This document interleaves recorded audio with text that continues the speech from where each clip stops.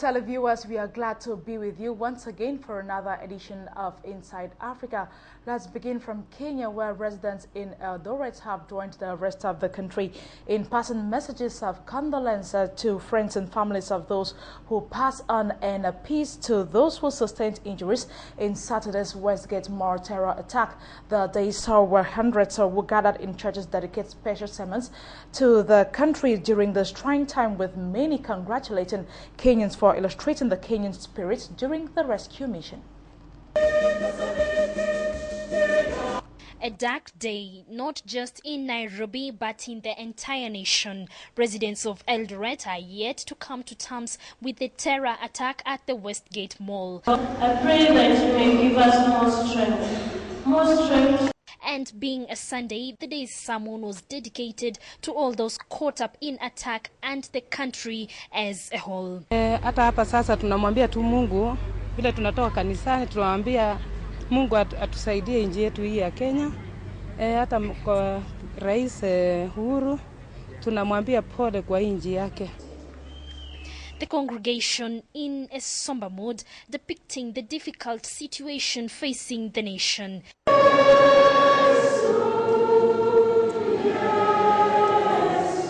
Hymns of comfort to those who lost their lives, while joining in prayer with those recuperating in hospitals. Kwa wenzetu hao wenye wamekumbwa na huu mkasa, tunawaombea wajipe moyo.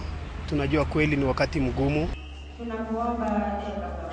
The Kenyan spirit depicted during the rescue mission has also been celebrated by Eldoret residents, citing the smooth cooperation between government arms and citizens in fighting the terror attack. I think we should really appreciate the Red Cross, should appreciate the President of Kenya. So I think that's what we really need to appreciate. We really need to give it up for the Kenyan spirit. Security has also been intensified here, and the police, together with security guards, could be spotted in malls, churches and entertainment joints. Heads of state meeting of the Regional Oversight Mechanism for Peace in the Democratic Republic of Congo has adopted a technical committee report that sets regional benchmarks that will serve as a barometer for progress in the Great Lakes region. By all countries had an opportunity to express themselves about the situation in the DRC, but also there was a communique which has been accepted. The UN Special Envoy says there was great urgency in the room.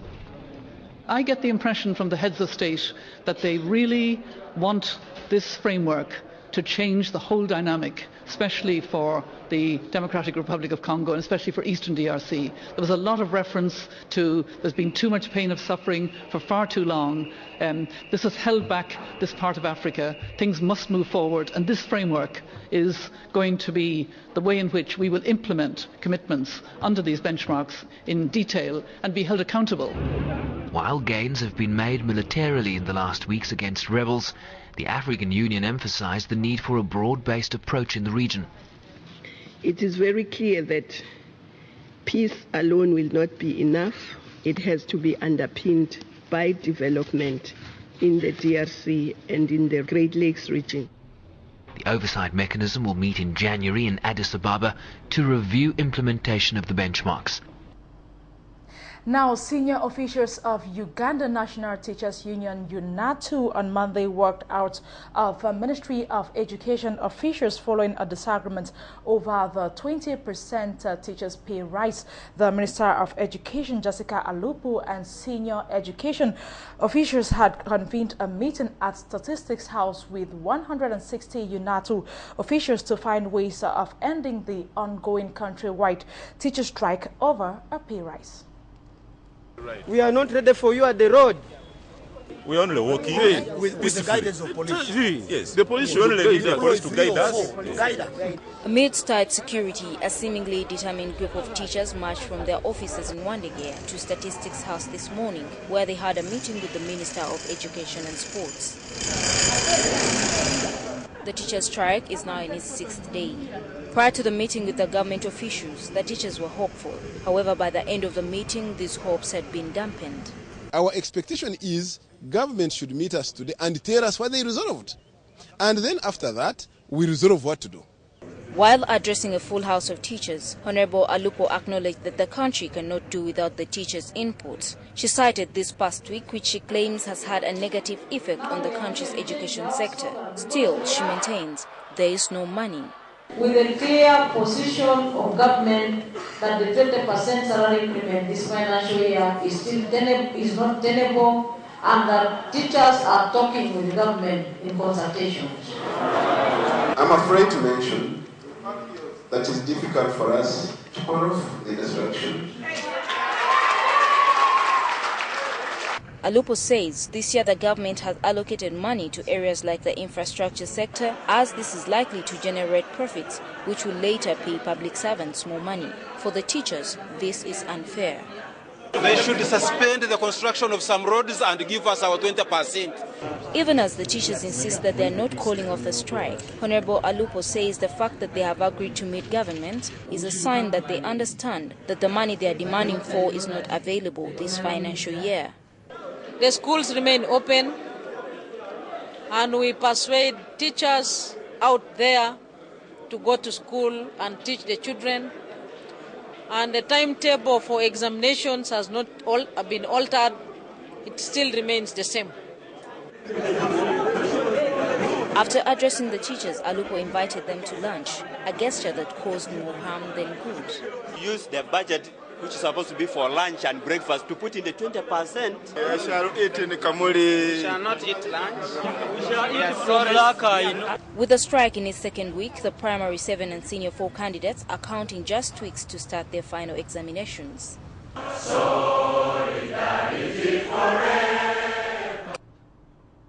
Let's now take on this one that concerns Tanzania and Uganda. Hundreds of herdsmen who were recently expelled from the grazing areas in Tanzania are stranded in Isingiro, Rakai and Tungamo districts. More than 3,000 herdsmen and their families have been expelled from Tanzania since February this year. This is Nyakayojo emergency camp along Uganda-Tanzanian border, Kikagate in Isingiro district. These children are part of the group of about 3,000 people who were recently expelled from Tanzania. It is these makeshift shelters in the cold that children and their parents lay on their empty stomachs, for they have nothing to feed on. Sanitation here is in a deplorable condition, requiring an immediate intervention before the situation gets out of hand with disease outbreak.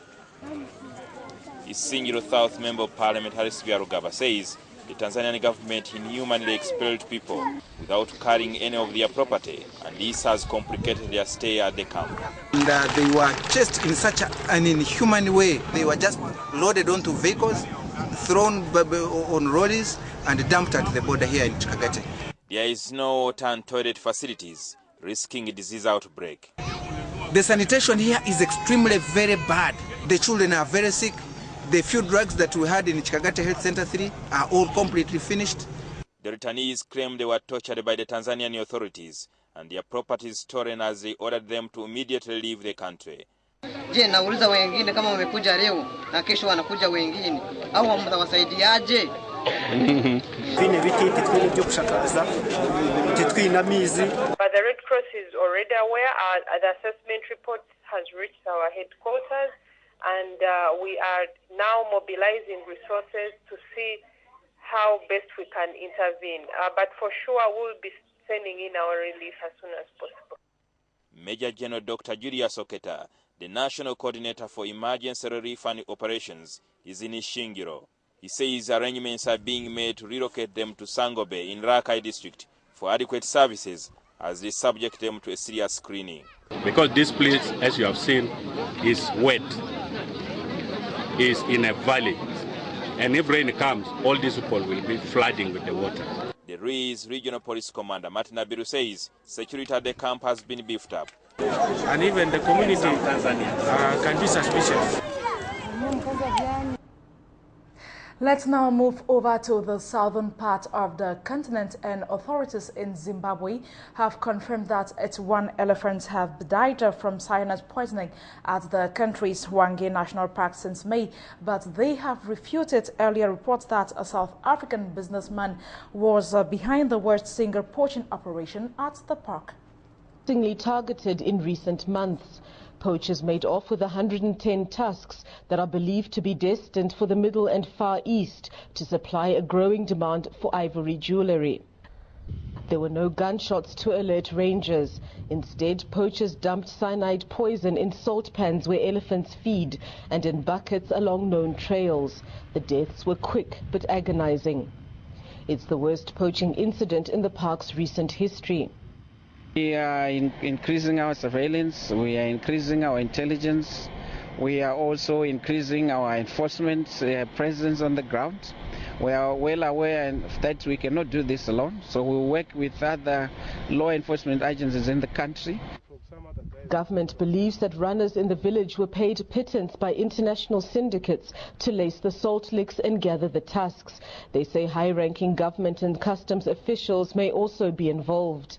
There are individuals, characters involved in South Africa. It's going all the way to the Far East. We need to be able to really determine who is who and call upon international organizations to help us combat the poaching menace. Authorities say the situation is now under control, but there are fears that the looming rainy season could shift the cyanide from the rotting carcasses into the ground and waterholes, triggering another deadly cycle. Keeping that aside, rival gangs in South Africa's Cape Town have reached a peace agreement after a recent increase in shootings. The violence has taken a toll on children's education as about 14 schools were closed temporarily in the wake of gang wars in the suburb of Manenberg. These children are learning about what to do when they hear gunfire. It's a necessary aspect of the curriculum when it comes to this part of Cape Town. This school was among 14 that were forced to close when gang violence increased recently. Every student has a story. 4 weeks ago, I was walking in Manenberg Avenue and they were shooting around me. I didn't know which way to go, so I just had to turn around or duck and dive. So yeah, I'm lucky to be here. Rival gangs were battling for territory to sell drugs. Shootings tripled and more than 50 people were killed or injured before a peace agreement was reached. Nearly $600,000 has been diverted from the city's education budget to put dozens of extra police on patrol. That hurts because that money is meant for other things. That money is meant for quality education and shouldn't be pushed into safety. But quite frankly, you can't run a school when the bullets are flying, so the first priority must be that the school doors can actually open. This is the side of Cape Town few tourists see. Many people here feel forgotten. A gang offers protection, a sense of family and a way to make money. After 18 years in prison for murder, one gang leader told us he's trying to deter students from following in his footsteps. I tell them, at the end of the day, to be a gangster, you either go to prison or you die. There's no way you're gonna survive if you are into gangsterism. Police watch over the students as they leave school. At night, they seize drugs and weapons. This is Mendrix. Yep. They've been raiding some of these houses for years. That's a sign it may take more than policing to bring permanent peace. Moving on, Africans have been urged to foster trade among themselves since the continent stands to gain about 20% of the world's trade. By so doing, trading among African countries will be easy as they understand their diverse cultural values and appreciate them better.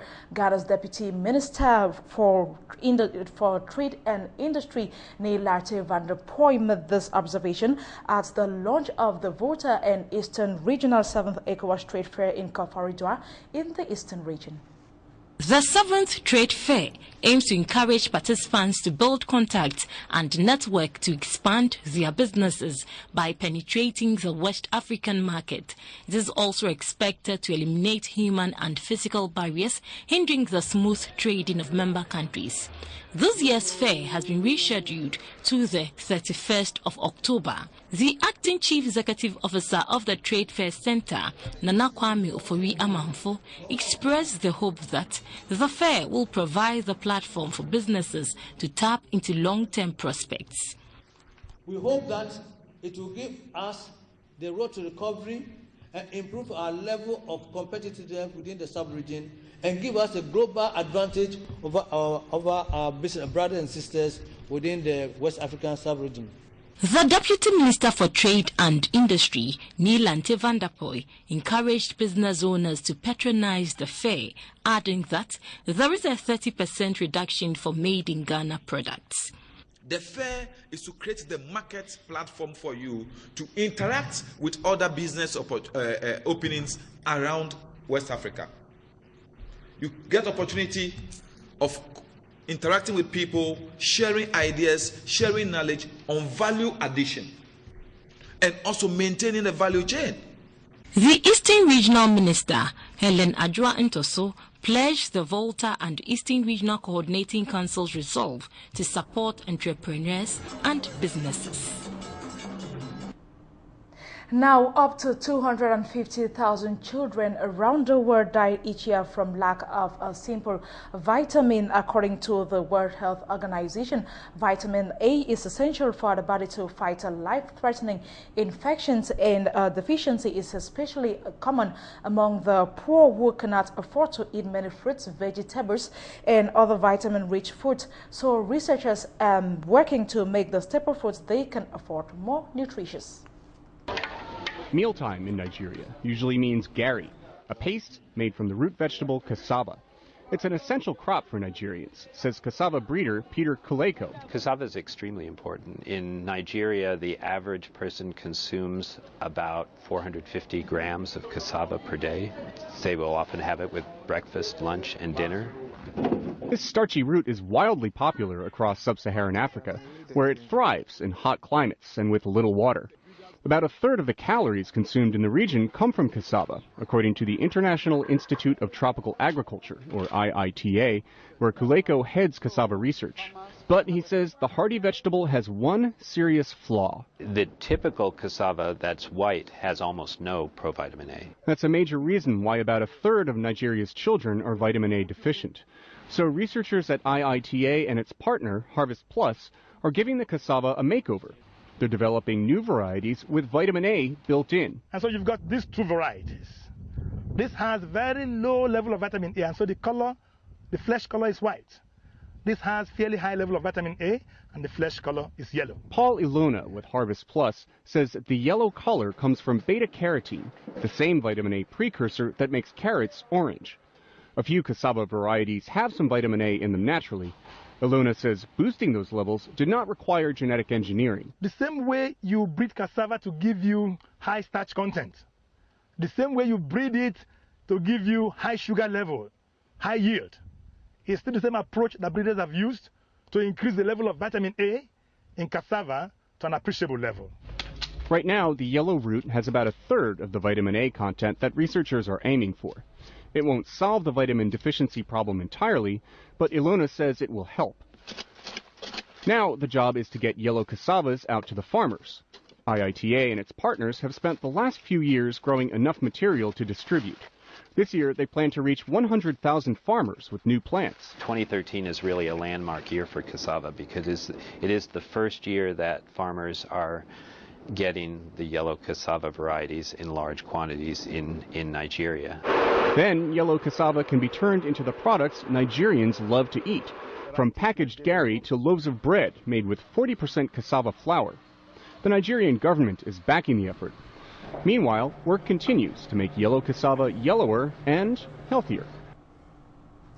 Data from the Food and Agriculture Organization, FAO, indicates that 40% of raw cashew production comes from Africa. However, out of the 60% produced outside the continent of Africa, 10% are from processed in India, Vietnam, and Brazil. Africa is yet to increase a market share of raw cashew nuts on the international market because most of the produce are alleged to contain materials described as harmful.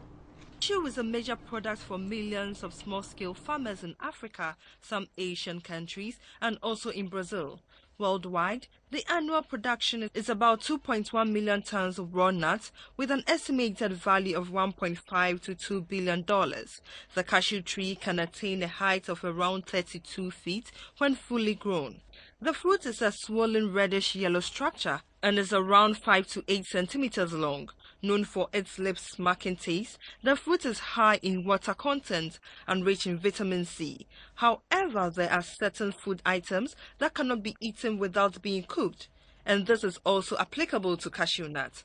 Professor Raymond Cooker has conducted research into nuts and says cashew nuts is one of the fruits which, not well checked, can be harmful when consumed in its raw state. These toxins, which are highly potent, are produced by various fungi which grow on the crops, and they can occur both before and after harvest.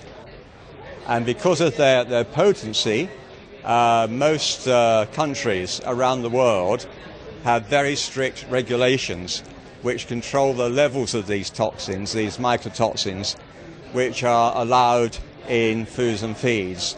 However, there are studies done which also shows that so-called raw cashews sold in natural food stores are not exactly raw, but instead are steamed. Cashew nut production trends have varied over the decades. African countries used to be the major producers before the 1980s. India became the largest producer in 1990, followed by Vietnam, which became the largest producer in the mid-2000s. Since 2008, Nigeria has become the largest producer. However, Professor Cooker said, farmers in Africa stand a chance of increasing the level of foreign exchange earnings from cashew if they add value to the produce. The level of aflatoxin in that consignment exceeds the permitted levels, then that consignment will be refused entry into the UK, and it may have to be destroyed.